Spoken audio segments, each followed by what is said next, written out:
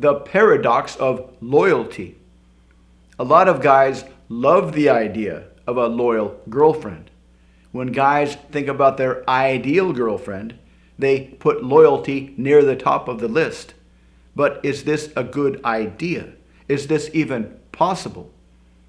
A lot of traits, personality traits, physical traits are quantifiable and objective.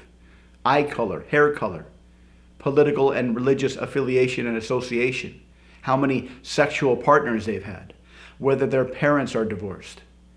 But loyalty is kind of squishy. You can't really measure loyalty. You can't really objectively define loyalty, because most people can be loyal in some situations, but disloyal in other situations. If you worked for a crappy boss who treated the employees like dirt and never paid anybody on time, not a lot of people would be loyal to that boss.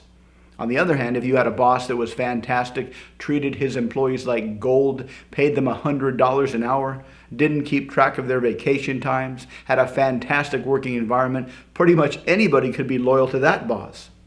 In fact, if you had 10 people that quit the bad boss, he would say, these people are not loyal.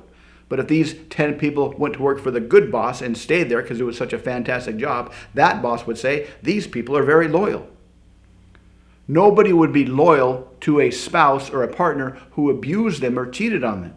Unless, of course, they had really, really low self-worth and didn't think they could do any better. But that's not loyalty, that's kind of a personality defect. Also consider that all animals, including humans, are hardwired from evolution to not stick around in a situation unless we're getting some kind of a benefit. Nobody is going to stick around where they're giving more than they're getting for very long. Also, the idea of loyalty can lead to a situation that is described by the economic law of moral hazard. What is moral hazard? Moral hazard is the idea that if we know we're going to be protected if we make a mistake, that's going to increase the chances that we'll make a mistake. For example, in one crazy study, they looked at a state that didn't have a seatbelt law, and then they had a seatbelt law. They enacted a seatbelt law. And when they enacted the seatbelt law, the number of accidents actually went up, which kind of makes sense. If you imagine tens of thousands or hundreds of thousands of people all driving without a seatbelt, they're going to be subconsciously aware that if they crash their car, they're going through the windshield. So they're going to drive kind of carefully. But then you make all these people wear a seatbelt, and they feel protected, and that going through the windshield idea goes away, and they're a little bit less careful when they drive. And if you have tens of thousands or hundreds of thousands of people that are a little bit less careful when they drive, that's going to increase the number of accidents. Similarly, if you're in a relationship with somebody and you think this person's loyal, this person will stick with me no matter what, you might relax your behavior a little bit. You might slip into relationship autopilot behavior, which will cause them to maybe want to leave you. So the idea of loyalty is kind of a squishy thing, and it can be kind of dangerous. So what's a better alternative? The idea of loyalty, or the desire for loyalty, is really a desire for a stable relationship with somebody who loves you, someone who cares about you. A stable, long-lasting relationship.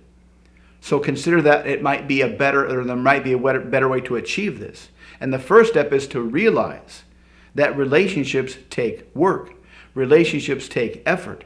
A healthy relationship with someone who cares about you and has your back is an extremely valuable thing. It's very hard to get, and it's very hard to keep.